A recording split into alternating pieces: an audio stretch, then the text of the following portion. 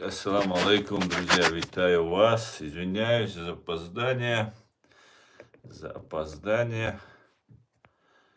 Очень сильно извиняюсь. Очень за опоздание. Так. Эй, собака. Бывает кусачая. Сейчас, одну минутку. Я забыл тут еще кое-что настроить.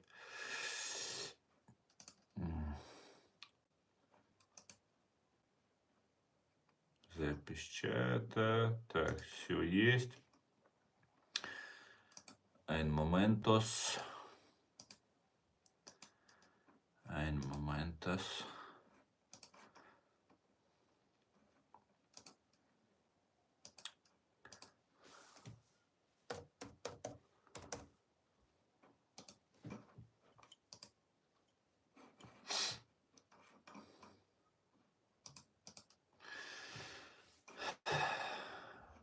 Так, друзья, приветствую. Сегодня 16 марта 2025 года. 17 часов 23 минуты по Берлину. Уже 24 минуты. 19 часов 24 минуты по городу Джохару. Друзья, я вас всех сердечным образом приветствую. Сегодняшний свой стрим я назвал «Перемирие состоится, Путин обманывает лишь свою армию?» Вопросительный знак. Немножко я его изменил, это название, чтобы не быть слишком самоуверенным. Всем тем, кто находится во временно оккупированной Чеченской Республике Ичкерия, либо в фашистской России, пожалуйста, думайте о своей безопасности. Все остальные присоединяйтесь, пишите комментарии, задавайте вопросы, принимайте активное участие в нашем сегодняшнем стриме. Наш стрим и я сам запрещен на территории фашистской России. Наш канал запрещен на территории, YouTube канал, где у нас вещается на YouTube канал Reality, и у нас, кстати, на TikTok канале Аслан Арцуев идут и вещает наш стрим. В TikTok пока вроде проблем не замечено, а YouTube канал давно помогает, ну или же не замечает, да, близорукостью YouTube канала, когда мой канал подвергается атакам со стороны фашистской России, ее троллей, ее спецслужб. Поэтому, друзья, напоминаю вам, что мы запрещенные в фашистской России, чем считаем, что это все правильно. А то в противном случае, чем мы занимаемся, если фашистская Россия ведем информационную войну, борьбу, и при всем при этом, если бы мы не были бы запрещены, нас бы не преследовали бы и так далее. Ну, давайте. Что еще забыл сказать? Короче говоря, всех приветствую, всем шалом, Иркин, всех приветствую. Так, валейкум салам, друзья, всех приветствую. Извините, что опоздал. На 17 часов планировал начать, но вот пришлось перенести. Ну вот, Америка начала бомбить Йемен, хуситов, Йемена, союзников Ирана, и на стороне США несколько арабских стран. Удивительно, не правда ли? Арабы воюют между собой, как в свое время арабы воевали за англичан против мусульман-османов. Совсем недавно в Сирии были убиты свыше 1200, 1 миллиона 200 тысяч мирных сирийцев, алавитов. Ну, это ты написал 1200 тысяч. Это значит 1 миллион 200 получается. 1200, около 1000 было убито алавитов, военных нового режима в Сирии. Арабы Сирии убивают друг друга. Путин прямо заявил прессе после того, как он договорится с Трампом, труба, которая вошла в украинскую армию в Курске, войдет в Европу. Это был намек. Но ты тут, конечно, некоторые вещи абсолютно правильно пишешь. Согласен с тобой. Вообще, да, нам нужно обратить внимание, что все защитники палестинцев, друзей Путина, почему-то забывают про брошенных Путиным алавитов. Алавиты — это религиозная группа, которая долгое время возглавляла Сирию. Это ответвление от ислама, от мусульманства, мусульманской религии, в частности шиизма. Много-много, как нам известно, в исламе ответвлений, там разных там течений и так далее, как и в христианстве, как и в любой другой религии, которые пытаются управлять людьми. И вот алавиты долгое время, как мы знаем, режим Башара Асада составлял очень жестокий режим. Он уже в поколении, во втором поколении был. Хафиз Асад был первый, который при помощи русских штыков пришел к власти и вот удерживался все это время. И теперь русский Путин сдал их. Сдал их и вот убили. И нету защитников, нету защитников обездоленных, убиваемых. Просто зашли люди. Но там была провокация, говорят. Там было не все так однозначно. Напали представители, скорее всего, русских напали. Убили там кого-то из новой власти, из представителей новой власти, полицейских там каких-то. И за это в ответ, ну, короче говоря, знаете, как у нас было в Чеченской Республике, когда российский фашистский режим проводил стравливание народа друг на друга. Сейчас вот этот процесс проходит в Сирии. Но о нем никто вам не будет говорить.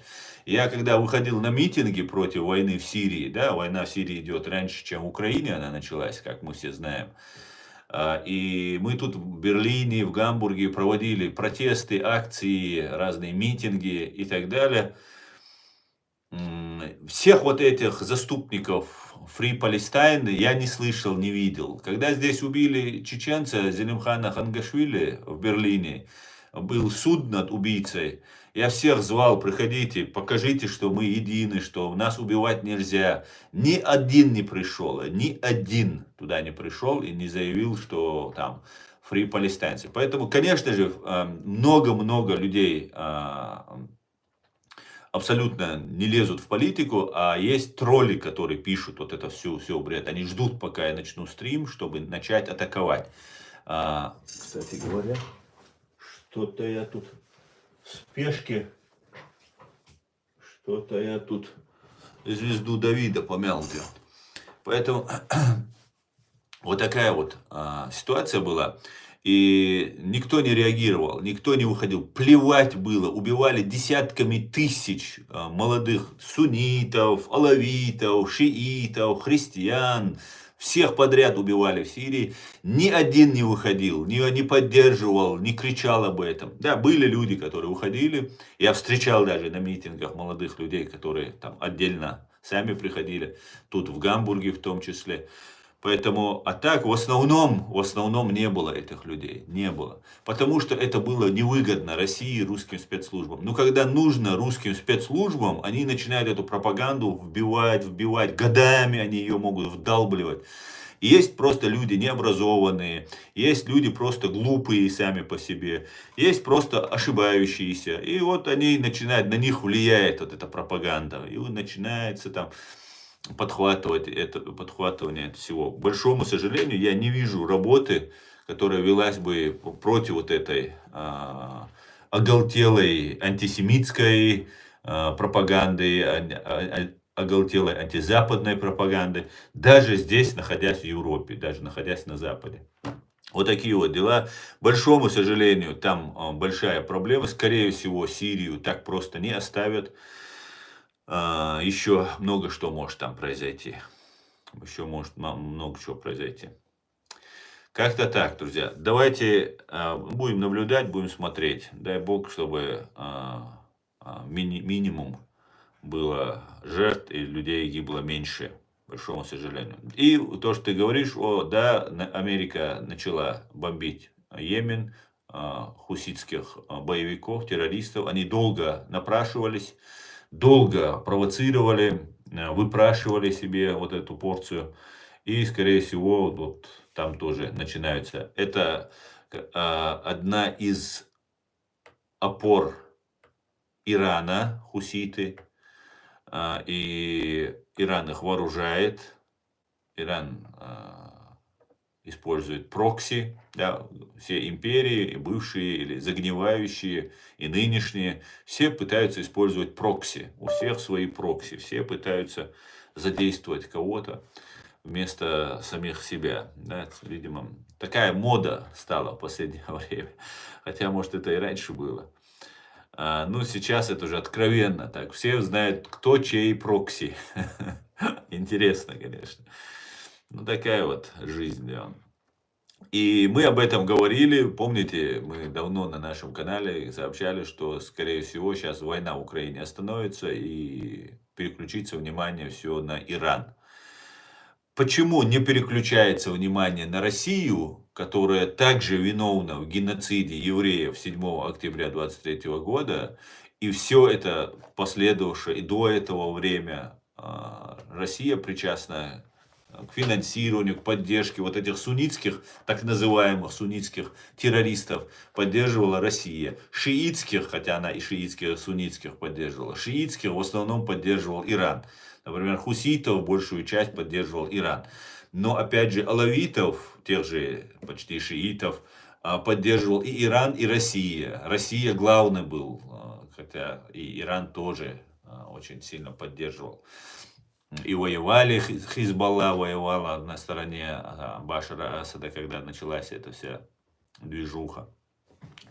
Поэтому почему Россию обходят стороной, мне трудно понять. Мне трудно понять. Ладно, я там государства какие-то могу еще там понять, там, какую-то политику они играют. Когда люди, простые люди об этом не говорят. 7 октября, на день рождения Путина, чтобы отвлечь внимание от войны в Украине, мы видели, что 7 октября 23 года террористами Хамас был совершен вот такой вот страшный просто террористический акт. Акт геноцида. Но давайте дальше пойдем. Я думаю, тучи над Ираном и его союзниками будут только сгущаться. Жаль, что над Россией они не сгущаются, но у России тоже не все как бы хорошо, и будем надеяться, что будет еще хуже. Баванятка, витаю вас, витаю, шалом, шалом, друзья, привет всем.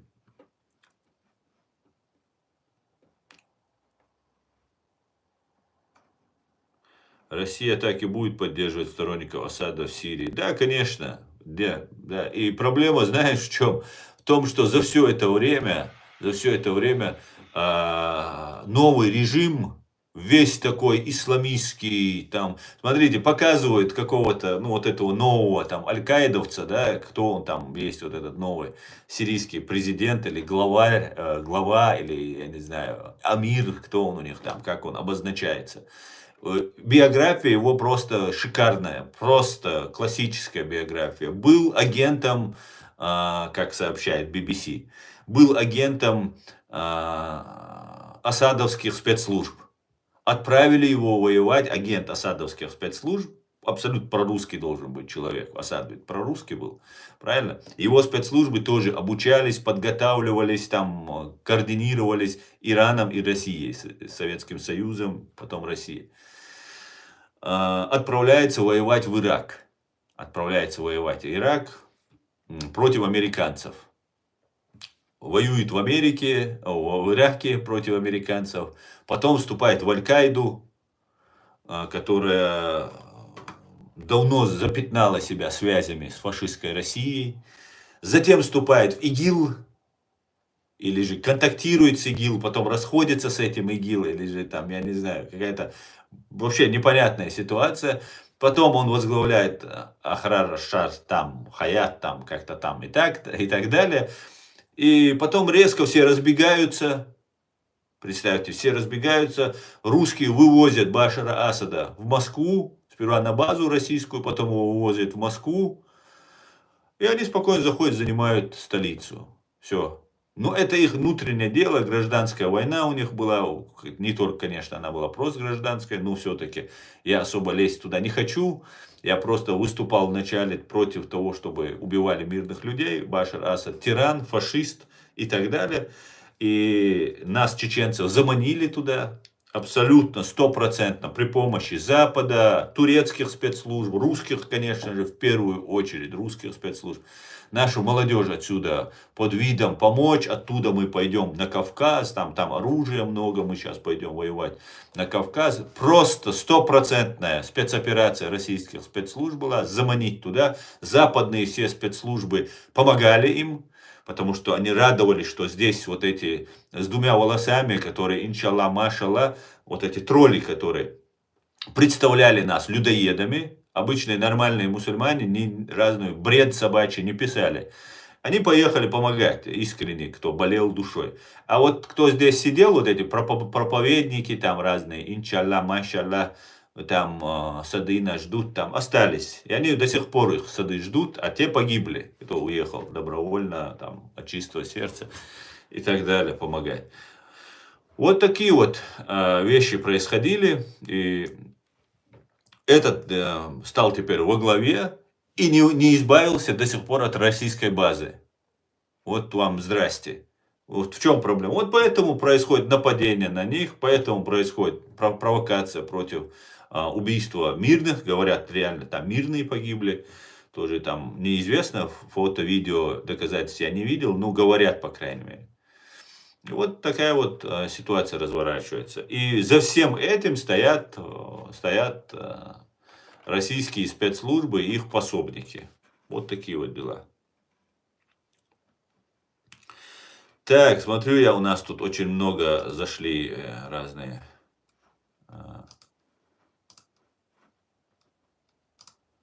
деятели. Сейчас, одну секунду, я тут немножко подправлю. Это любят эти защитники мусульман, воины Аллаха, ну якобы, это все тролли российские. Матом здесь писать. Нас читают женщины, дети, поэтому чуть-чуть ограничим возможность этих незаконно рожденных, да, в пьяном угаре, на сеновале зачатых, да, ограничим возможности писать. Так.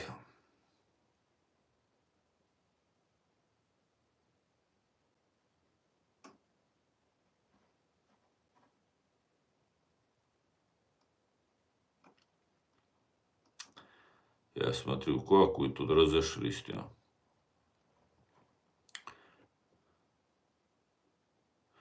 Я не понимаю, Россия хочет всю Европу захватить, что ли? Создать империю. Россия хочет создать хаос, Иркинс. Россия не может управлять. Она своей страной не может управлять, понимаете? Там все у них через коррупцию, через криминал и так далее. Они не могут управлять. Они хотят создать хаос. И вот в этом хаосе уже управлять людьми, опять же, через ту же коррупцию, через те же методы, КГБшно-криминальные методы. Вот так они собираются делать. Но сперва нужно разрушить все. Нужно разрушить веру европейцев в свой строй, в свою систему. Нужно разрушить государственные устои. Нужно размыть уважение к международному праву, гуманитарному праву. Ну и вот потом уже мы вновь, как там было в этой песне, да, мы весь мир разрушим, а затем там до основания, а затем мы новый мир построим, там, помните, как большевики пели.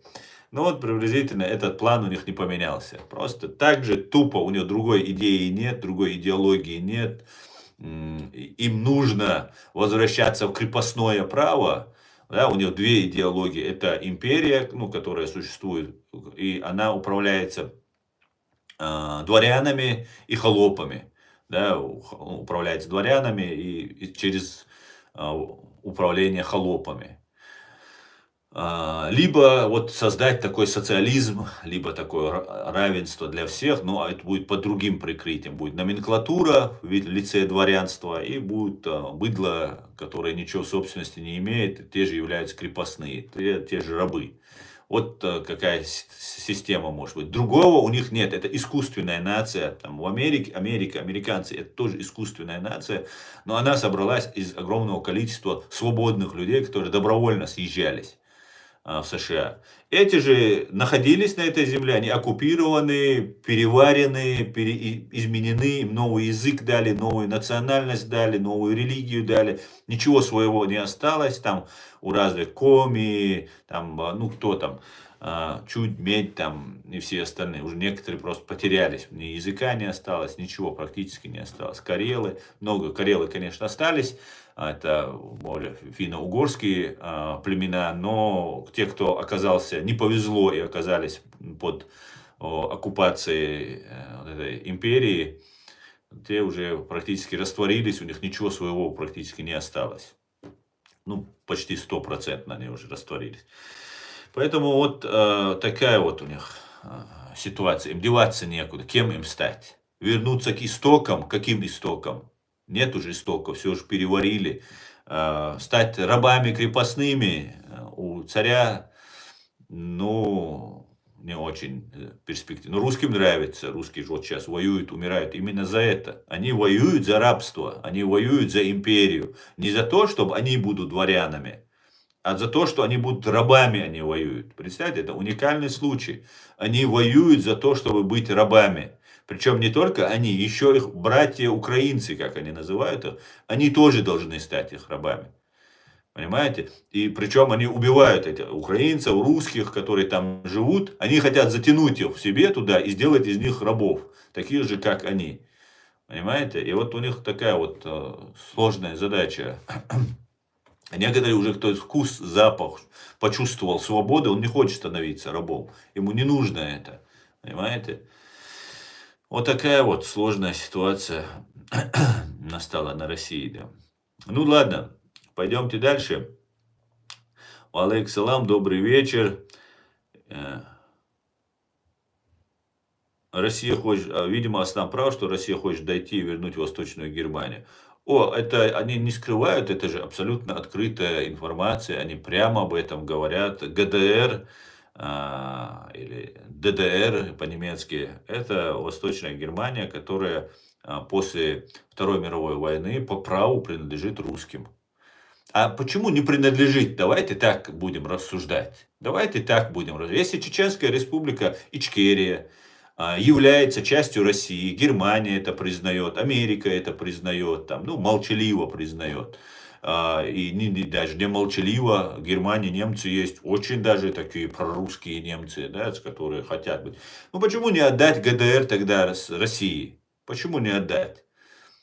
Я просто не вижу разницы. Если после Второй мировой войны ГДР присоединилась к Советскому Союзу, а теперь они развалились, Советский Союз перестал существовать, и ГДР перед развалом присоединился к ФРГ и стала снова единой Германией.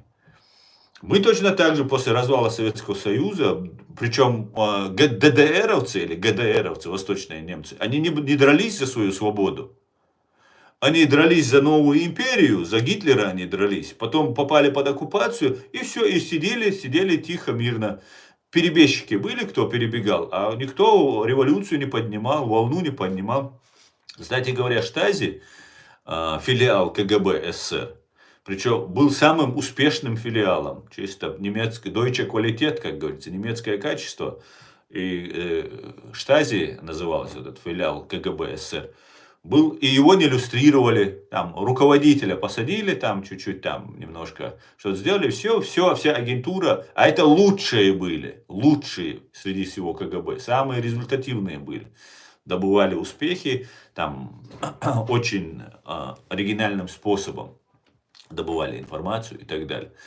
Так, если они не дрались за свою свободу, если ГДРу не нужна была эта свобода, да, ну, нужна была, но чтобы драться за нее не хотели, очень хорошо жили под пятой русских. А мы никогда не соглашались жить под пятой русской, мы всегда сопротивлялись. Почему тогда ГДР должны мы признавать частью не России? Ну, если исходить из международного права, я исхожу. Я, может быть, немножко сейчас с сарказмом это говорю, но давайте проведем параллель тогда. Я тут с одним немцем как раз дискутировал, и он говорит, вот там Чеченская война, там он пишет. Я говорю, а почему ты чеченская война пишет? Русская чеченская война, кстати говоря. Почему ты так себе позволяешь? Давай тогда ГДР присоединим к России. А почему нет? Почему так? Тогда и все тогда, за что украинцы тогда дерутся? И Украина тогда часть России, и все остальные тогда часть России получается. Вот такие вот вещи. И, конечно, они собираются присоединить ГДР. И этот план, по которому они имеют юридическое, как они говорят, обоснование. А почему нет? Почему нет? Организации Объединенных Наций, которая была сформирована после окончания Второй мировой войны, нету никакой Российской Федерации. Там есть Советский Союз, СССР, Союз Советских Социалистических Республик. Понимаете? Вот в этом мире мы живем. Уже 30 лет мы живем в этом мире, где под видом Советского Союза ООН с правом вето заседает террористическое государство, Российская, так называемая Российская Федерация. Понимаете? Никто их не... Это виноват весь мир. Вот все 5 стран, которые входят в постоянные члены Совета Безопасности ООН, они виноваты, ООН виновата. Ну, ООН, кроме этих 5 стран, ООН нету. Все остальные так вокруг. И для того, чтобы стать государством, чтобы в общепринятом каком-то государстве, вот эти страны, развязав войну, Гитлер со Сталиным развязали мировую войну, уничтожили десятки миллионов людей, и потом создали миропорядок. Присоединились к ним Великобритания, Франция и США с Китаем. Ну, немцев побили, все, немцев на задворке истории, а эти вот стали главными. Они поделили мир и сказали, теперь мы будем решать, кто будет становиться государством, а кто будет никем. И принцип права наций народов на самоопределение был абсолютно проигнорирован. Тысячи лет люди сражались, народы гибли за свободу. В 1945 году, в 1946 году, когда формировали они, это было в 1943 году, они поделили между собой, американцы, англичане, русские, поделили между собой мир и сказали, мы здесь теперь боссы и главные. Все. И вы можете разбиться в лепешку, как разбились чеченцы в лепешку, пытаясь доказать, что мы имеем право жить свободными. Лицемерно вас будут уничтожать и говорить, что, извините, это не волнует. Вот в каком мире мы живем. Понимаете? Вот в каком мире мы живем. Тогда вот возникает вопрос, если Советский Союз находится в ООН, то русские имеют право же. Вот об этом же русские говорят. Что они находятся, они, конечно, нарушение там, сам ООН это большое нарушение. Сама Организация Объединенных Наций это большой плевок в международное право, в человечество, потому что только лишь 5 стран имеют право вето. 2 страны из них, Китай и Российская так называемая Федерация, открыто совершают уничтожение целых народов. Геноциды совершают, военные преступления, постоянные преступления все совершают. А эти 2 геноциды совершают, все, что возможно совершают. И сидят, ничего, нормально, боссы там управляют миром, там, и все, и договоренность. Знаете, такое впечатление, что Западу, Америке, Великобритании нужна Россия. Нужна Россия, чтобы показать на ее фоне, понимаете, когда красивая, немножко симпатичная девушка берет с собой дурнушку на прогулку, и на ее фоне выглядит супер красивой. Вот приблизительно так. Мне кажется, Россию развалить никто не хочет. Не то, что никто не хочет. Хотят сохранить Россию. Сохранить это зло. Потому что на его фоне можно много что себе позволить. Вы можете допустить, представить, чтобы, например, Америка говорила о том, что мы захватим Канаду. Еще буквально несколько лет назад. Нет, это было уму непостижимо. 2 англоязычные страны, одна бывшая колония Великобритании, другая ныне действующая колония. Никогда этого близко не могло бы быть. А теперь это обычно говорится, и все нормально. Скидывать руки можно в свастику, понимаете? И это все кажется, ну, ничего страшного, это просто от сердца к солнцу, понимаете? Это не жест гитлеровский, нацистский и так далее. А все почему? Потому что Путин показал пример. Смотрят на Путина, он нарушил все возможные просто международные все нормы, правила и законы. И на его фоне это уже не кажется страшно. А если бы не было Путина? Представьте, уходит Илон Маск, нам всем нравится его там Тесла, что у него еще там есть? Ну, кроме Теслы, там, много чего у него. И он уходит и скидывает руку. Мы бы его заплевали бы все. А теперь он опять остался рукопожатным, очень серьезным чиновником или около чиновником трамповской администрации. Или около трамповской администрации. Вот как ситуация обстоит, если по-настоящему смотреть. По-честному смотреть на все вещи. Понимаете? Поэтому вы можете биться сколько угодно за свою свободу, но пока американцы, англичане, русские. А вообще, знаете, что ООН, например, это устав ООН. Например, в соответствии с уставом ООН, там есть постоянные члены Совета Безопасности и есть Совет Безопасности. В Совет Безопасности входит 15 государств, 10 из которых каждые 2 года, по-моему, меняются. Я просто давно читал, сейчас всего не помню. А 5 членов это постоянные, с правом вето. Только у этих 5 есть право вето. Все, это вот там кто-то говорит, мировой заговор, там вот мировой заговор, вам ничего не надо, ни масоны, ни кальсоны, ничего искать не надо. Вот сидят, они договариваются, друг другу вето накладывают. Вот и все. Почему на Путина, который совершал геноцид, на примера этого Китая, который совершал геноцид, уголовный суд в Гааге не возбудился? А на Нетаньяху и на министра обороны Израиля через буквально несколько месяцев сразу же их в розыск объявили и так далее. Хотя никакого геноцида арабов Палестины не было. Да, может быть, были военные преступления. Война сплошное преступление. Может быть, где-то что-то было. Хотя мы видели на самом деле,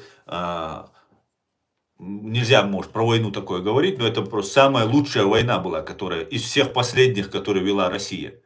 Посмотрите, что они в Украине творили, посмотрите, что они в Сирии творили, посмотрите, что они в Чеченской Республике Ичкерия творили. И ни одного уголовного дела, ни одного привлеченного к ответственности. Потом за Украину еле-еле привлекли, там, выдали ордера. А на Нетаньяху и на его министра обороны буквально за месяц. Потому что это Россия делает. Потому что Международный уголовный суд Гааги в кармане у русских находится. Другого объяснения этому не было. И нет, коррупция, сплошная коррупция. Российские спецслужбы, российские деньги, они везде проникли. Вот такая вот ситуация. Мы должны это все понимать, когда происходят разные события. Ну так, давайте дальше ваши комментарии, не будем уходить слишком далеко.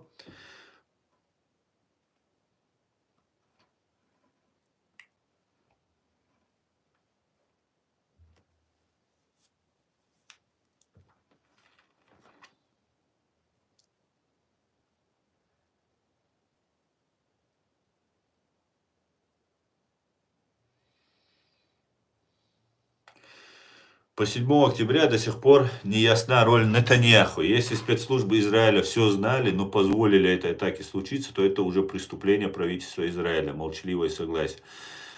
Элижах Бортников. Есть такая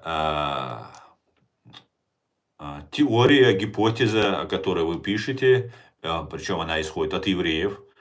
Я видел, слышал, и если это так, это супер ужасно, большего ужаса быть не может, но пока только лишь это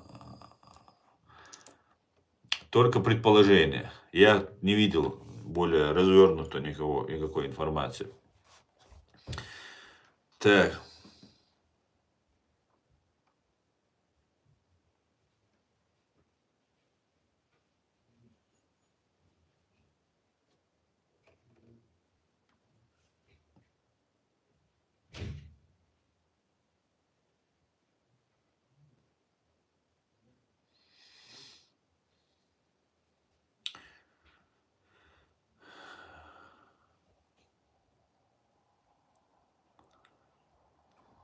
Так. Ассаламу алейкум, алейкум салам. Так, подождите, я вот это уберу отсюда, слишком много отвлекает нас.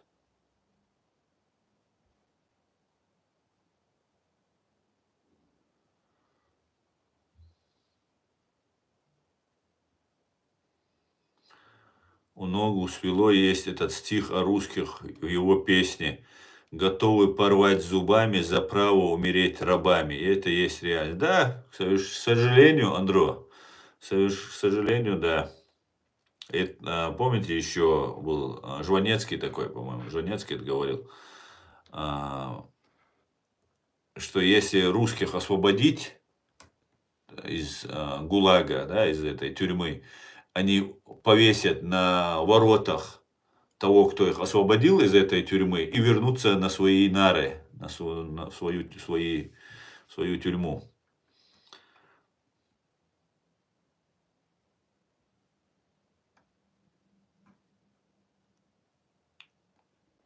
Россия нужна Западу в своих целях. И Западу невыгодно разваливать Россию, хотя могли много раз. Конечно, абсолютно, 100%. 100% могли бы.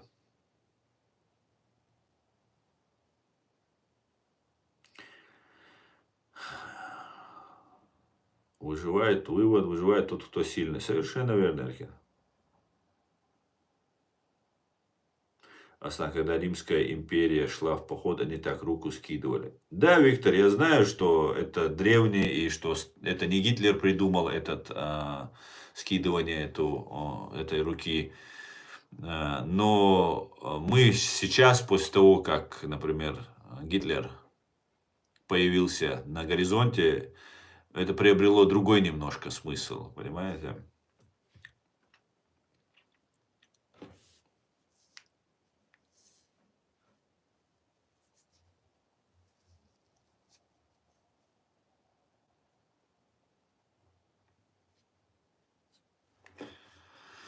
Россия как болото, туда всех затягивает. Да, Ян, витаю тебя, шалом, дорогой.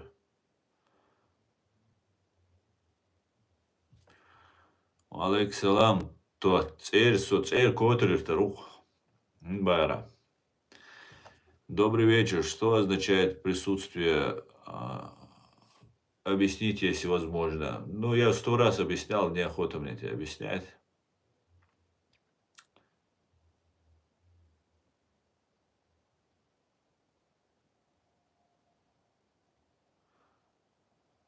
Божественно. Вы сюда заходите, наверное, вам нравится, да, спорить с троллями. Вы их не переубедите. Вы видите, какие маты, перематы они мне пишут, когда моих модераторов нет. Вы видите прекрасно, как это люди специально за деньги. Это может искусственный интеллект, нейросеть, может быть тролли, которые сидят, да, их по всей Чечне есть, на Кавказе они есть, там в Санкт-Петербурге есть, в Москве есть, эти фабрики тролли, они есть везде и всюду. Поэтому вы переписываетесь, вы общаетесь не с настоящими людьми, по крайней мере, не с людьми, которые реально так думают. Понимаете? Валейк салам, юзер, машой. Со украинец, со хаму, ваше, дикучик, далбугастам. Слава Украине. Я к тому, что Америка тоже империя и пошла в поход. Ну, я не думаю, что Америка империя в том смысле, но с другой стороны, в поход, не знаю, в какой поход, где этот поход против хуситов в тапочках. Ну, давайте поговорим про перемирие, которое состоится, и Путин обманывает лишь свою армию. Я с каждым днем все больше склоняюсь к этой версии. Раньше у меня это было там где-то 20 на 80%, потом чуть побольше, и сейчас я еще больше считаю, что все-таки Путин пойдет на это перемирие. И весь спектакль, который играется с окруженными украинской армией, там, с трубой, там, прорывом по трубе там, и так далее, это и сейчас, что вот сдавайтесь, вы все террористы, мы вас всех там накажем и так далее. Я считаю, а, что он уже договорился. И именно поэтому сейчас идет атака на хуситов, и вокруг Ирана начинается вот эта движуха. Американцы получили, видимо, гарантии от Путина, что он все останавливает войну, и все внимание будет переключаться, американцев будет переключаться на Иран. Как-то так, по крайней мере, так я это вижу. Так, на Остуса ночи. Доксала маршалу, ай ночи на Остик. Все будет Ичкерия. Слава Украине. Это я, меткий. Мой аккаунт забанили из-за этих извергов. Кто ты? Метки. Я тоже метки.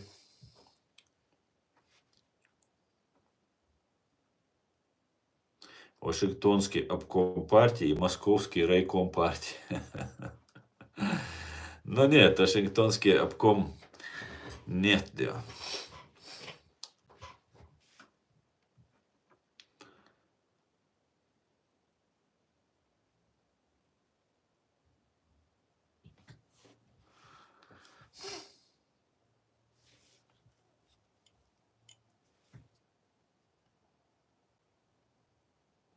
Спасибо, Чик, спасибо. И вам удачи.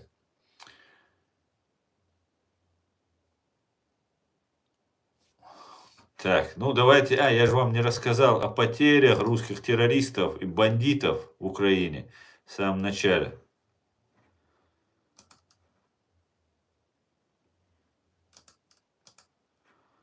Сейчас, одну минутку, я же нарушил традицию, но я еще опоздал. Еще у нас стрим сегодня будет, недолго, друзья.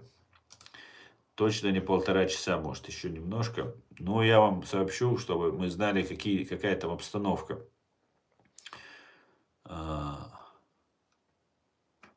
Украине. За прошедшие сутки уничтожено и ранено 1400 боевиков, русских боевиков. 10 танков, 20 боевых бронированных машин, 78 артиллерийских систем, 2 РСЗУ, 1 анти-айкрафт система, 180 БПЛА, 113 автомобилей техники и цистерн. Вот такая вот войнушечка идет.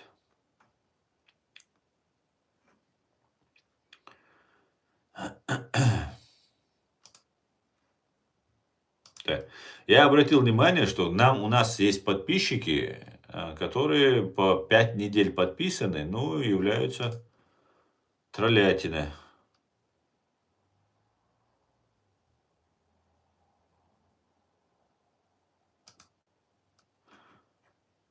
Вот, мне лень писать ему, я отвечу так. Тут под одним видео, вернее, под публикацией, я написал, что США потребовали от Хамас немедленно освободить заложников на «Голос Америки». А я написал комментарий. Газа внутреннее дело Израиля, заложники должны быть освобождены, а террористы наказаны. Ам Израиль Хай. И чеченец подписался. И ко мне заходит, ну, видимо, такой же тролль, который начинает говорить, это Чечня внутреннее дело России. Ну, это Чечня внутреннее дело России, говорит, стало. Вот он, да, Иван Канаев, да, или Ихван Канаев там, ну, ясное дело, короче, что точно не чеченец, короче говоря. Вот такие вот они, эти Ихваны, да он, разные всякие. Ну, вот такой вот.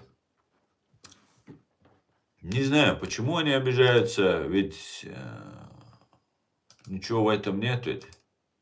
Сектор Газа — внутреннее дело Израиля. Израиль сам должен решать, что делать. Хотя, я думаю, там больше даже решают американцы, чем Израиль. Потому что Трамп не зря говорил, что это будет теперь уже Америкой.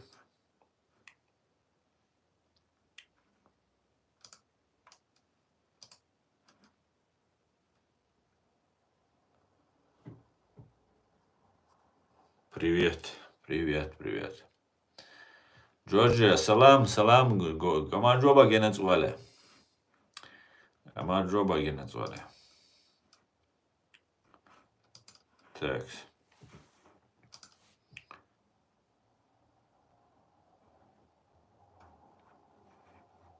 А что такое? Что ты обиделся на связи? Чем тебе не нравится? Что тебе не нравится? Вы что такие обидчивые? Я не могу понять.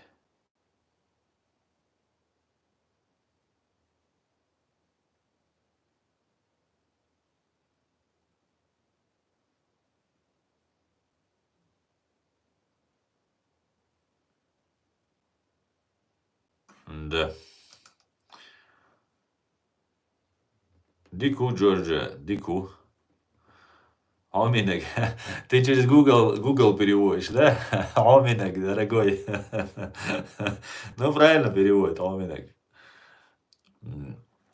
Вы мне, украинцы, скажите одно. Вот был убит Демьян Ганула. Что там, что это за человек, вот этот, погибший? Он чей был? Он наш был или не наш? Или он был вот из псевдопатриотов, которые изображали большую там, били себя в грудь, о которых я вам рассказывал, как у нас были псевдопатриоты. Скажите, пожалуйста. Конечно, Джорджи, мы как раз этим тут и занимаемся.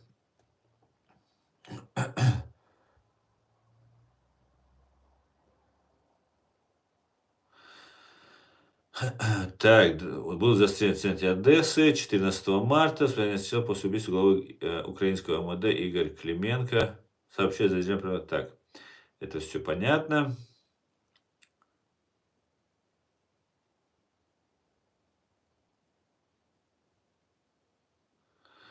Ну, вот смотрите, вот у меня вопрос возникает по поводу убийства вот этого Демьяна Ганула.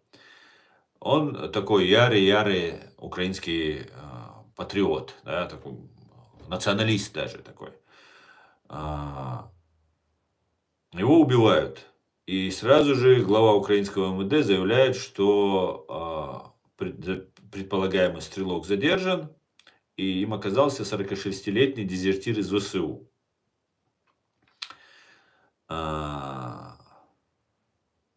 в принципе, сейчас почти пол Украины в ВСУ, поэтому можно этот вопрос, конечно, не особо выставлять.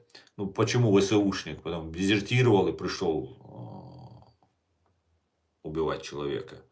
Интересно. Руководитель украинского праворадикального общественного движения «Уличный фронт», был активистом революции достоинства, входил в движение «Правый сектор», участвовал в столкновении в Одессе.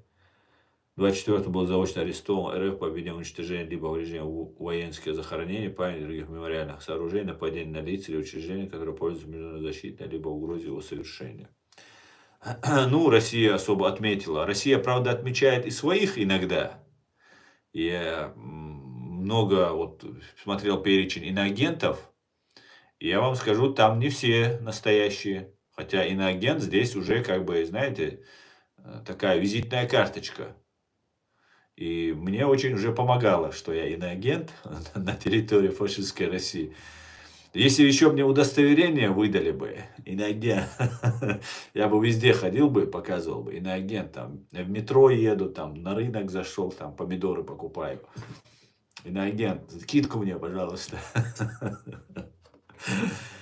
Но в этом списке иноагентов, я, правда, не только иноагент, я еще и лидер экстремистской группы делал.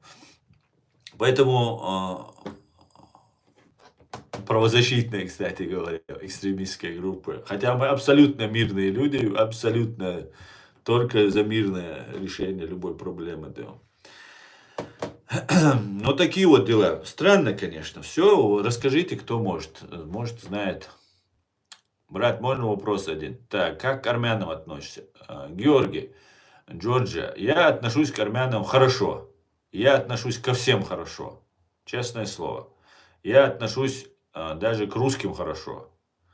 Как раз сегодня об этом общался с одним человеком, русским.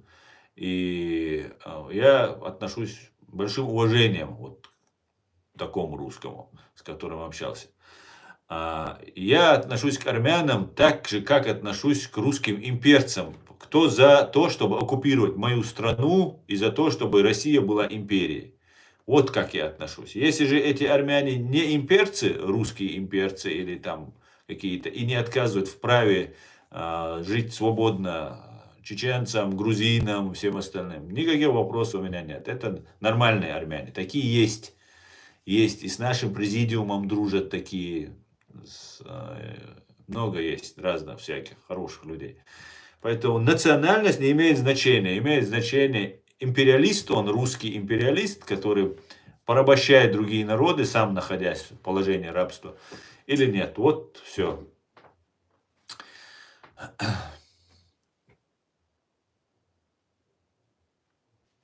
Вот нет, ну ладно, так. Ну зачем ты врешь?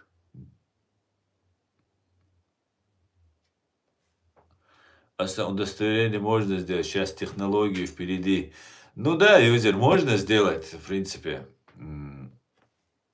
Я как бы удостоверение иноагента делал. Можно его, кстати, выдавать. Вы можете, кстати, я могу сделать вам удостоверение волонтер иноагента или помощник, заместитель иноагента. Я вам могу удостоверение уже выдавать. Я буду иноагент, а вы будете заместитель иноагента, там, помощники иноагента, да. Ну и так далее, и так далее. Шутка, конечно. Брат очень хорошо ответил, родной, спасибо. Пожалуйста, Георгий, пожалуйста. Я много раз отвечал на этот вопрос.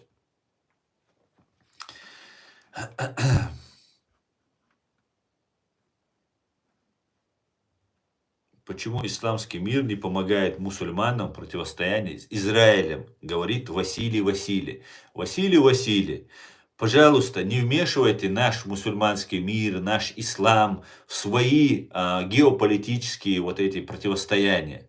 Вы, русская империя, противостоите западной цивилизации и используете бедных арабов Палестины против Израиля и американцев, их союзников Израиля. Ну, они их отдали на откуп, и вот они в этом положении находятся и сейчас продолжают находиться в этом положении. Никакого отношения Хамас, исламский джихад, Хизбалла и всякие другие террористические банды не имеют отношения ни к мусульманам, ни к так называемому исламскому миру. Понимаешь? Не существует, не имеют они отношения. Если бы они были бы мусульманами и теми, кем они себя позиционируют, то есть защитниками мусульман, воинами мусульман, муджахидами, они бы обратили внимание на чеченский геноцид. России, русскими, вашими Василиями, когда геноцид совершался. Понимаешь? Поэтому вы, русские, заступайтесь сами, вы и иранцы, заступайтесь сами за этих Хизбалла, то там Хамас, Мамас и все остальные. Идите вы, русские, воюйте там. Оставьте нас, мусульман, в покое. В нашем Коране, в нашем священном писании ничего не сказано плохого про Израиль, про евреев, про иудеев и так далее. Это все ложь, это обман. Наоборот, Моисей самый упоминаемый пророк в Коране, посланник Господа нашего. Его любил и уважал Мухаммад, пророк наш. Мир ему и всем им мир. Понимаешь? Мы с евреями, с христианами жить в войне не собираемся. Мы собираемся жить со всем мире в мире. Понимаете? А вы, русские империалисты, русские фашисты, хотите нас натравить на Израиль, натравить на Америку, натравить там, на всех остальных. Нет, спасибо, мы разбираемся немножко в этом мире и не хотим быть инструментами, вашим инструментом в ваших руках. Против людей, против человечества и так далее. Поэтому всех мусульман, я как раз этим занимаюсь, призываю, не поддавайтесь на провокации. Покажите мне один аят из Корана, покажите мне не хадисы арабы, которые недавно написали в угоду, или где-то КГБ на Лубянке написали, а в Коране, что евреи нам враги, или христиане нам враги. Вы этого не сможете сделать, потому что этого нет просто, понимаете? Есть, что христиане и иудеи – это люди Писания. И нам, мусульманам, Запрещено жениться там на буддистке, на идолокопоклонниках там и так далее. Это религия так говорит, если она не примет нашу религию. Но есть две религии, которые ислам не велит, не обязует женщину менять свою религию. Это иудаизм и христианство. Мы можем жениться на иудейке, на христианке, и она не должна менять свою религию. Потому что это люди Писания. То есть у нас могут быть дети, у которых родственники мамы могут быть иудеями, христианами. Понимаете, вот что такое ислам, вот что такое мусульманство. А вы нам, для того, чтобы воевать против Америки, Запада, нападая на Израиль в первую очередь, вы нас хотите использовать. Спасибо, не надо. Понимаете, не надо нам. Вот эти все ваши арабские проповедники или там обучавшиеся там, ездившиеся там, обучавшиеся, которые настаивают на том, что нужно там против евреев воевать, те являются такими же провокаторами и врагами нас всех, понимаешь?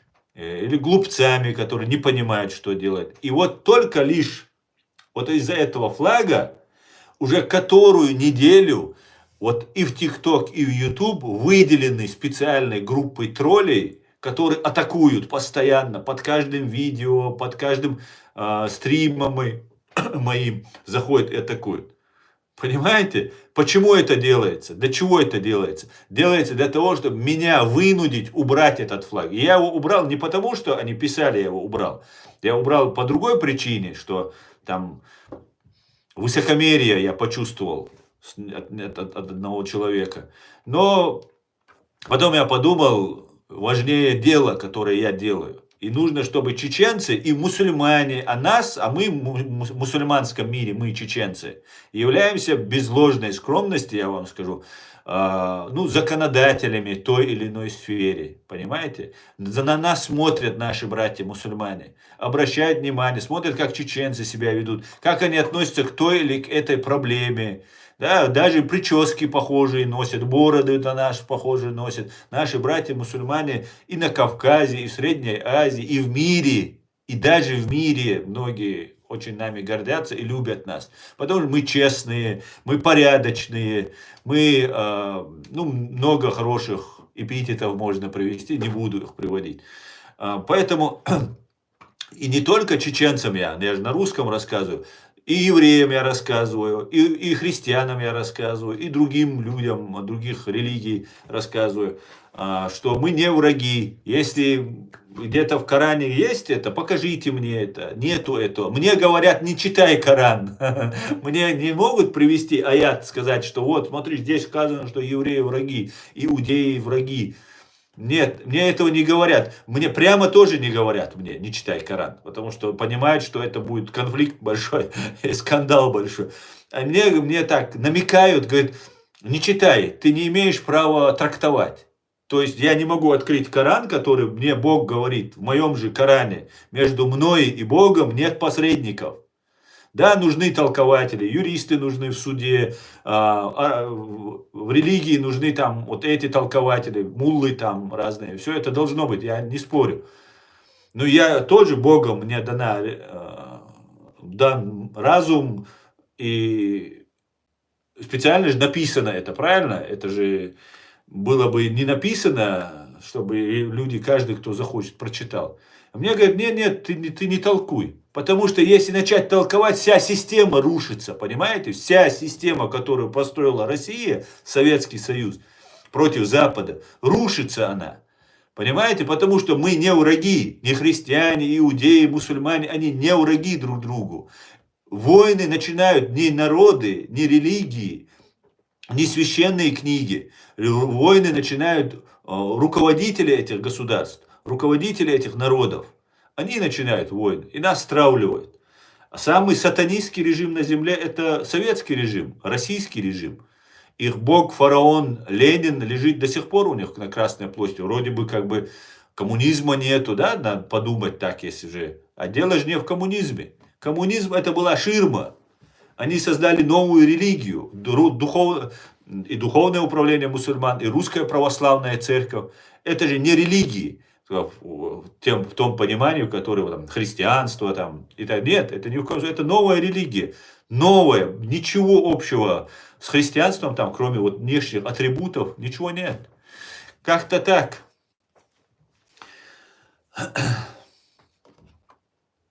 Не сказано, что евреи враги, ничего не сказано, ни одна национальность. Евреи используются там как пример, Моисей используется, который выводил евреев из Египта, спасал их от рабства, от фараона. Просто как пример приводится. Причем не речь конкретно о евреях идет, о всех нас идет речь. Понимаете, что если ты такой-то, то ты будешь наказан. И то все время же там не про евреев говорят, про других там говорят, про третьих говорят. Но очень много уделено внимания именно Моисею. Он самый упоминаемый посланник. И все вот единое Писание, ведь, правильно? Все пророки, которые были больше под 98-9, кроме араба одного, там все остальные пророки были евреями. Или же кто там, я могу сейчас ошибаться, сейчас, наверное, нам бросятся. Я то, что не знаю, я буду говорить немножко, ставя под сомнение свое знание, но в основном там все евреи были. И все они признаются нами, мусульманами. О чем мы говорим вообще? Это вообще так исковеркать религию и потом еще драться за нее, доказывать с пеной у рта, что я там туда-сюда. Вы изучите свою религию. Василий, это тебя не касается, Василий. Я понимаю, что вам надо бы, чтобы мы дрались с евреями, с американцами, там, что это очень, очень удобно, я все понимаю. Но, увы, ах, извините, мы в этом не участвуем. Да. Друзья, я закончу свой стрим. Конечно же, очень хотелось бы с вами посидеть, поговорить. Ну, как вы уже поняли, мусульманин, у меня Рамадан, и буквально через 2 минуты или через 3 минуты у нас пост заканчивается, и мне нужно будет покушать. И я думаю, завтра я постараюсь, наверное, к 7, наверное, часам провести стрим, чтобы посидеть спокойно. И, подольше пообщаться. Поэтому спасибо, что смотрите. Спасибо, Георгий, тебе большое. Спасибо, что смотрите и поддерживаете. Друзья, живите в мире. Живите в этот священный месяц Рамадан. Я вас призываю жить в мире, созидать, не разделяться. Не верьте российской, русской, КГБшной пропаганде. Это ложь, это обман. Живите в мире, живите счастливо, живите. Все будет Ичкерия, Ам Израиль, Хай, слава Украине, God bless Америка, Вива Грузия, Аллах, Азербайджан, Казахстан, кого забыл, да здравствует Беларусь и все остальные. Всего хорошего, друзья. Адекюэль Машуэль, до свидания.